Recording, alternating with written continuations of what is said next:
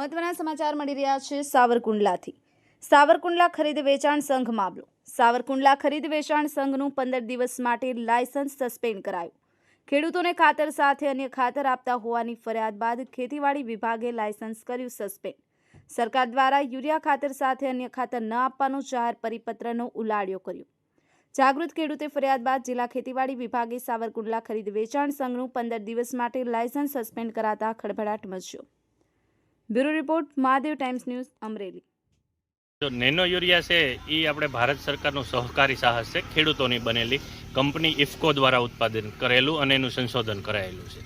ખેડૂતોને જે પણ ખાતર જોઈએ એ જ આપવાનું છે અને સાથે કોઈ ફરજિયાત આપવાનું નથી। નેનો ટેકનોલોજી છે એ ખેડૂતોને સમજાવવાના છે અને તેમ છતાંય જો કોઈ ખેડૂતો છે એને ન જ લેવું હોય તો એને ફરજિયાત આપવાનું નથી। આ બાબતનો પરિપત્ર પણ આપણે દરેક વિક્રેતાને કરેલો છે અને તેમ છતાંય જો કોઈ પણ વિક્રેતા છે એ કોઈ પણ ખાતર સાથે ફરજિયાત નેનો અથવા બીજા કોઈ પણ ખાતરો જો ફરજિયાત આપતા હશે એવું માલમ પડશે તો એની સામે સખતમાં સખત છે કાયદાકીય કાર્યવાહી કરવામાં આવશે। સર, અગાઉ આપના વિભાગ દ્વારા જ્યારે આવી કોઈ ઘટના બની હતી ત્યારે લાયસન્સ પણ કેન્સલ કરવામાં આવ્યા હતા।